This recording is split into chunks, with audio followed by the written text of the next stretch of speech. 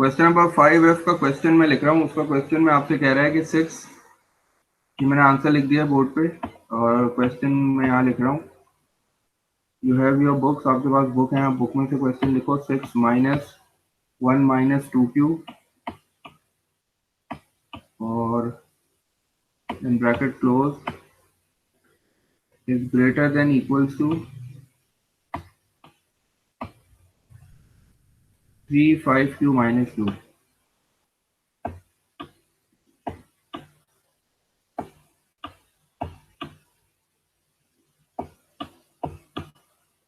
This is your question, ये तुम्हारा question है।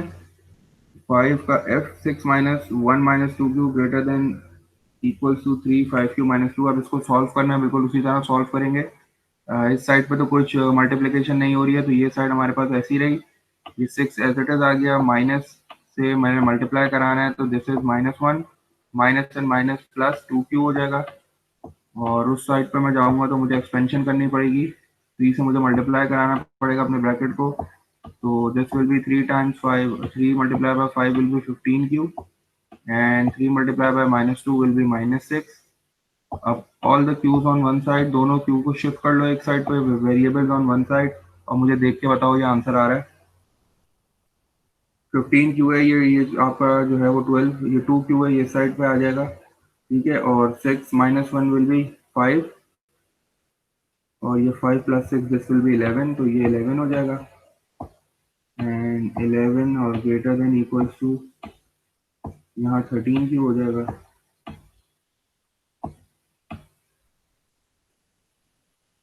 और आपको पता है कि variable should be on the left side, तो वेरिएबल को लेफ्ट साइड पे लिखने के लिए इसकी तरफ जो है वो लेस देन का साइन है, तो मैंने यहाँ लेस देन का साइन बना दिया। And this is 11। और जब आप 13 को शिफ्ट करोगे तो आपको अपना फाइनल आंसर मिल जाएगा। तो final answer will be Q is less than equals to 11/13।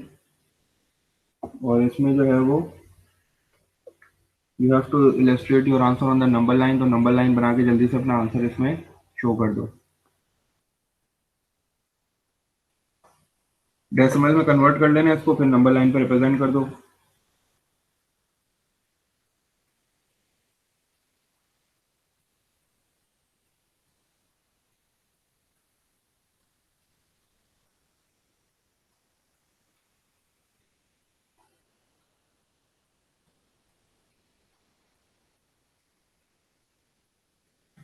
हो रहा है, नंबर लाइन बन गई।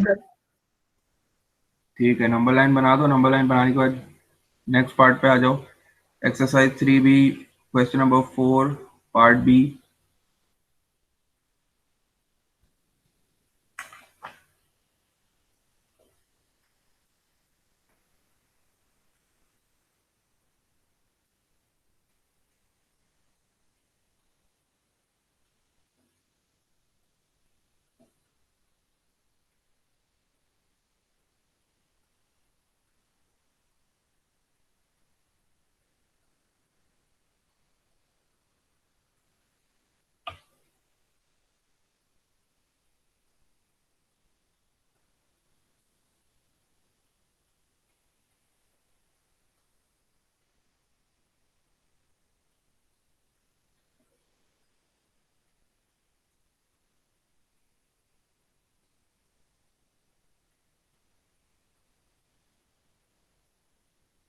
क्वेश्चन नंबर 4 पार्ट बी में you have simultaneous linear inequalities. आपके पास दो इनइक्वालिटीज उसने दी हुई हैं आपको, और आपको इनको सॉल्व करना है, ठीक है। You have to solve these inequalities, बारी बारी इनको सॉल्व करते हैं। मैं क्वेश्चन लिख रहा हूँ बोर्ड पे, और थोड़ा सा ये डिफरेंट क्वेश्चन है क्योंकि इसमें you have to give the answer in the integer form ना, तो इसमें नंबर लाइन नहीं ड्रॉ करनी है, थोड़ा सा डिफरेंट है, इसलिए मैंने ये क्वेश्चन जो है वो दे दिया। इसके आंसर्स जो है वो मैं बताने के कौन कौन से आंसर इसके एक्सपेक्टेड हैं और इंटीजर्स होने चाहिए। तो सॉल्व करो जल्दी से, फिर मैं बताता हूँ कि इसके आंसर्स क्या आ रहे हैं, किस तरह आंसर लिखते हैं।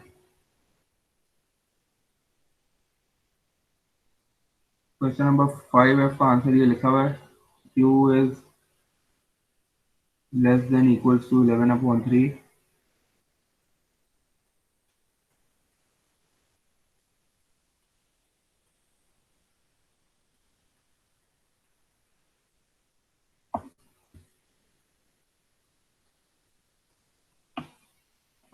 क्वेश्चन नंबर 4 पार्ट बी लिख रहा हूँ।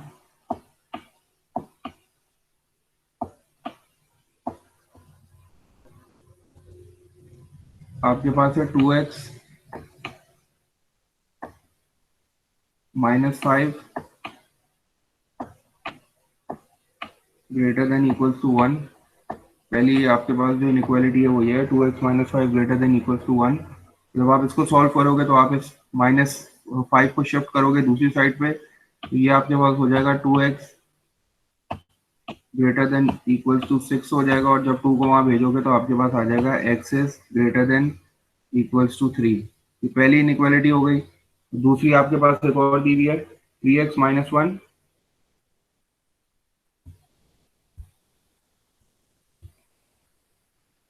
दूसरी आपको दी हुई है 3x माइनस 1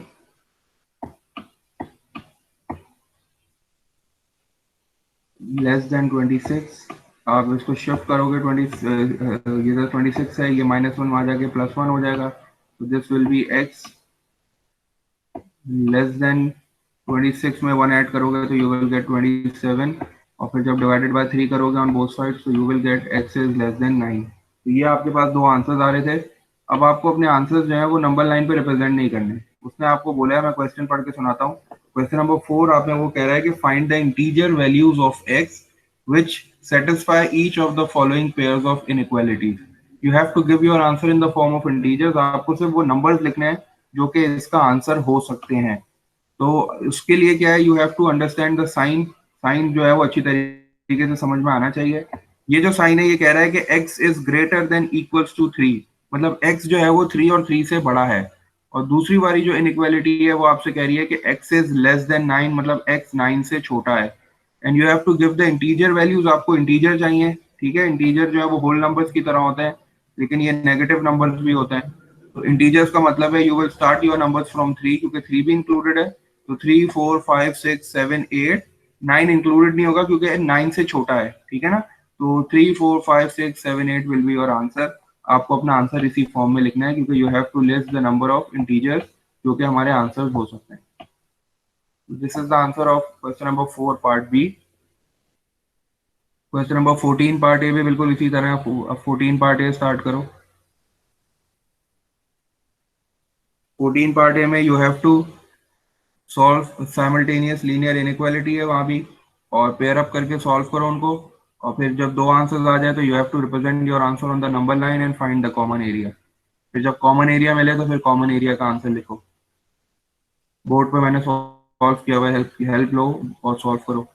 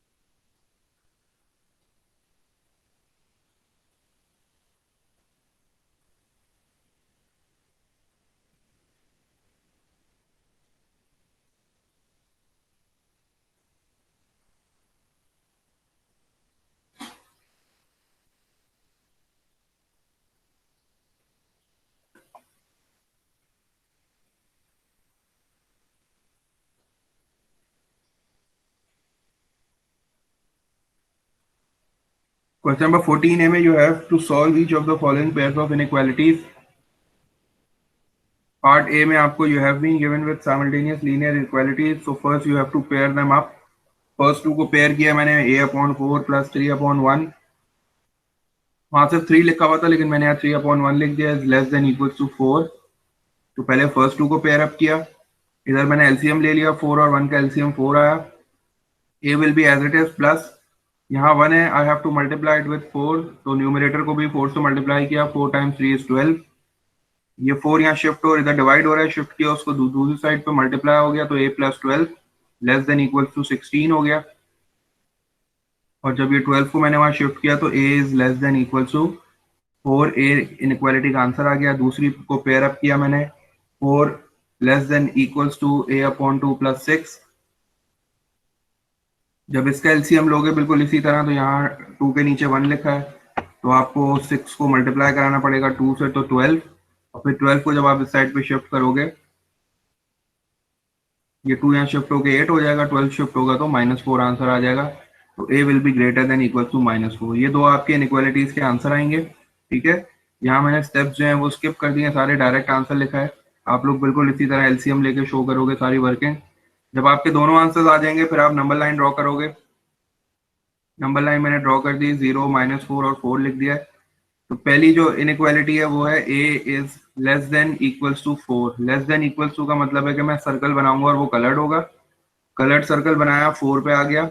लेस देन की बात कर रहा है तो मैं उस साइड पे जाऊंगा जहाँ नंबर्स छोटे हैं, तो मैंने एक बड़ा सा एरो बना दिया उस साइड पे जहाँ नंबर्स छोटे हैं। अगली इनइक्वालिटी है A is greater than equals to -4, तो पहले मैं -4 पे आया। -4 पे आके मैंने एक सर्कल बनाया, कलर्ड सर्कल, क्योंकि लेस देन इक्वल्स टू है, sorry greater than equals to है। और उसके बाद मैं चूंकि ग्रेटर देन की बात कर रहा है, नंबर ग्रेटर देन है, तो -4 से बड़े नंबर राइट साइड पे होते हैं, तो मैंने एक बड़ा सा एरो बना दिया राइट साइड पे। दोनों इनइक्वालिटीज को रिप्रेजेंट करने के बाद just find the common area search करना है। Common area is between -4 and 4, और 4 और -4 इंक्लूडेड है। ठीक है, तो I just wrote a in the centre, smaller number on the left. छोटे नंबर को मैंने लेफ्ट पे लिखा -4, बड़े नंबर को मैंने राइट पे लिखा 4। And since my region of interest is greater than -4, -4 से बड़ा है तो मैंने ग्रेटर देन इक्वल्स टू का साइन बना दिया, और 4 से छोटा है तो मैंने लेस देन इक्वल्स टू का साइन बना दिया in order to write my answer. तो ये आपका जो है वो फाइनल आंसर हो गया। फाइनल आंसर में आपको हमेशा इंटरवल की फॉर्म में लिखना पड़ता है, क्योंकि साइमल्टेनियस इनइक्वालिटीज है ना, तो पहले कॉमन एरियाज वो उसको फाइंड करो और फिर आंसर लिखो। आपने होमवर्क में एक एग्जाम्पल की होगी, जो मैंने आपको होमवर्क दिया था लास्ट टाइम, जो मैंने यहाँ टॉप पे लिखा हुआ था। इसमें एक एग्जाम्पल ऐसी थी, ये जो एग्जाम्पल नंबर 7 या 8 में से कोई एक एग्जाम्पल ऐसी थी जिसमें कोई कॉमन एरिया आ ही नहीं रहा। ठीक है, जब आप इनइक्वालिटी बना रहे थे तो एक इनइक्वालिटी इस साइड पे जा रही थी और एक इनइक्वालिटी उस साइड पे जा रही थी ना, तो जब कोई कॉमन एरिया नहीं आता तो फिर उस वक्त उसका कोई सोल्यूशन नहीं होता, तो आप लिख दोगे कि देयर इज नो सोल्यूशन। लेकिन अगर इस तरह कोई कॉमन एरिया आ रहा है तो फिर उसका आपको आंसर इस तरह लिखना पड़ेगा। Moving on to the last part, question number 15 part A. Question number 15 part A में भी हमें यही काम करना है। वी हैव साइमल्टेनियस इनइक्वालिटीज, हमारे पास साइमल्टेनियस इनइक्वालिटीज हैं और उसने हमें दी हुई है, और उसने बोला है कि find the integer values of x which satisfy each of the following inequalities। फिर उसने दो इनइक्वालिटीज दी हुई हैं, मतलब साइमल्टेनियस इनइक्वालिटी दी हुई है, मैंने उनको पेयर अप किया, अपनी फर्स्ट और सेकंड को पहले पेयर अप किया, फिर सेकंड और थर्ड को पेयर अप किया। मेरे पास क्वेश्चन लिखा हुआ था, मैंने यहाँ डायरेक्ट पेयर अप कर दिया। तो 3x - 5 इज लेस देन 26, ये मैंने पहला पेयर बनाया, और फिर अगला पेयर मैंने बनाया 26 less than equals to 4x - 6। दोनों पेयर्स बनाने के बाद मैंने इनको सॉल्व करना स्टार्ट किया। ये -5 था, दूसरी साइड पे जाएगा +5 हो जाएगा, 31 हो जाएगा, और ये 3 यहाँ मल्टीप्लाई हो रहा है तो जाके डिवाइड हो जाएगा, तो x will be less than 31/3 आ जाएगा। इसको डेसिमल में कन्वर्ट करोगे तो 10 पॉइंट समथिंग आएगा। दूसरी साइड को मैंने सॉल्व किया, ये -6 था, इसको शिफ्ट किया दूसरी साइड पे, ये +6 हो गया, और ये 26 + 6 equals to 32। 32 is less than equals to 4x। क्योंकि मुझे अपना वेरिएबल अब हमेशा लेफ्ट साइड पे चाहिए होता है, तो मैंने 4x को लेफ्ट साइड पे लिखा, और मैंने साइन नहीं चेंज किया, मैंने सिर्फ ये देखा कि यहाँ ग्रेटर देन इक्वल्स टू का साइन था, तो मैंने ग्रेटर देन इक्वल्स टू का साइन ही बनाया है, मैंने साइन चेंज नहीं किया, और 32 इस साइड पे लिख दिया। और since I have to remove this 4, तो divide by 4 on both the sides, तो 32 डिवाइड बाय 4 विल बी 8, तो x is greater than equals to 8। अब मुझे नंबर लाइन पे रिप्रेजेंट नहीं करना, मुझे इसकी इंटीजर वैल्यूज बतानी है कि इस आंसर में इंटीजर वैल्यूज जो है वो क्या क्या आ रही हैं। तो सबसे पहले अगर मैं इसको डेसिमल में कन्वर्ट करता तो ये 10 पॉइंट समथिंग आता ना, तो 8 से स्टार्ट होके 10 तक जा रहा है। ठीक है, क्योंकि 10.01 इस तरह की है, तो I will not consider it. मुझे सिर्फ इंटीजर्स चाहिए, तो इंटीजर होल नंबर की तरह होता है, तो आई विल बी टेक 8। मैं 8 लूंगा क्योंकि ये कह रहा है कि ग्रेटर देन इक्वल्स टू 8 है, तो मतलब 8 भी आएगा, 9 भी आएगा और 10 भी आएगा। बस यही तीन इंटीजर्स जो है वो मेरे आंसर्स होंगे क्वेश्चन नंबर 15 पार्ट ए के। क्योंकि मुझे इंटीजर्स बताने हैं, मुझे कंप्लीट नंबर्स बताने हैं, तो मैं डेसिमल नंबर्स को जो है वो कंसिडर नहीं करता।